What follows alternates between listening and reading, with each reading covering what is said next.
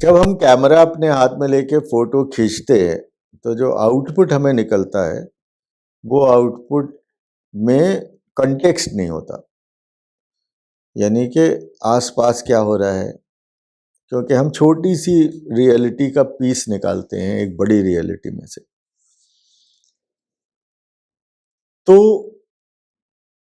दूसरा एक प्रॉब्लम ये होता है कि जब मैं एक नया आदमी की तरह, अगर आप नहीं हैं और आप कैमरा उठाते हैं तो आपका ध्यान एकदम जो चीज़ आपको अच्छी लगी बस उसी पर रहता है।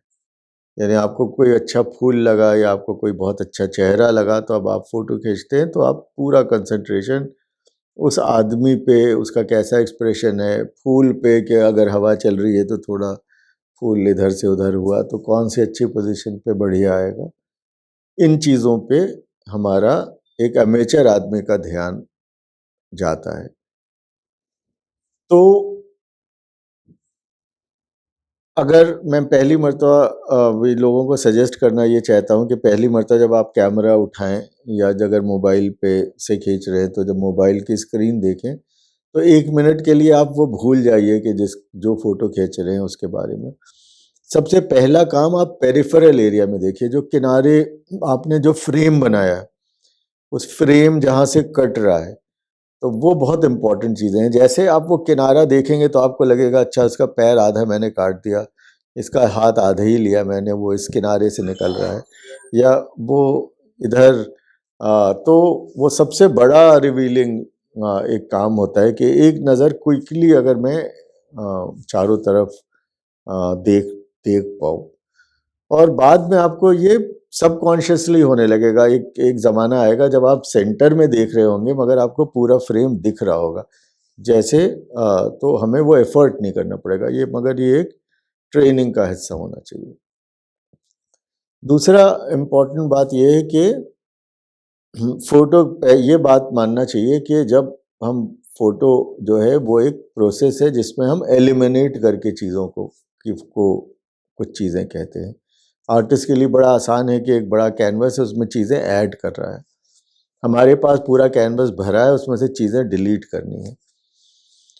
तो जितना हम डिलीट कर पाएँ, जितना सिंपल कॉम्पोजिशन रख पाएँ उतना अच्छा है।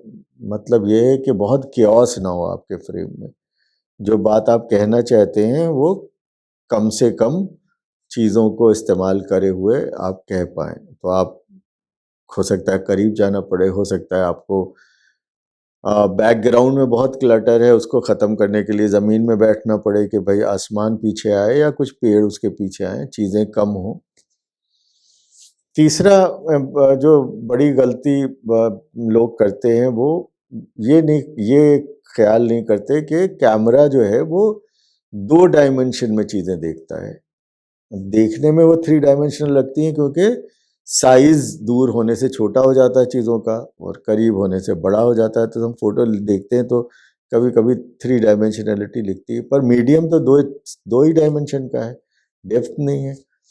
अगर डेप्थ नहीं है तो जो पीछे की चीज़ें हैं उनका अगर ख्याल ना रखें तो वो उन दोनों का जो फिजिकल सेपरेशन है वो ख़त्म हो जाता है और उससे बहुत प्रॉब्लम होती है। अगर मैं ऐसे उंगली उठाया हूँ तो लोग समझेंगे मैं नाक में डाल रहा हूँ, अगर मेरा पेड़ पीछे, सर के पीछे है तो लगेगा मेरे सर में से निकल रहा है। सड़क के किनारे हूँ तो कान में वो कारें लटकी हुई दिखाई देंगी। कई लोगों ने देखा होगा एक और एक तरह का स्पेशल इफेक्ट लोग करते हैं कि ताजमहल उसकी चोटी से पकड़ा हुआ है या अपनी वाटर की बॉटल से वो एक बड़ा वाटरफॉल को बना रहे हैं। तो वो ये सब क्यों होता है? इसलिए होता है कि वो जो डिस्टेंस है वो ख़त्म होता है।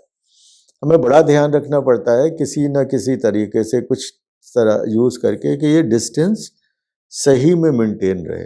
अब तीसरा ये है कि आँख को मूव करने के कुछ डायरेक्शंस होते हैं कि लेफ्ट से जाएगी राइट की तरफ या रोशनी से डार्क से रोशनी की तरफ जाएगी, लाइन मिल रही है तो वो उसी तरफ जाएगी, वापस नहीं आएगी।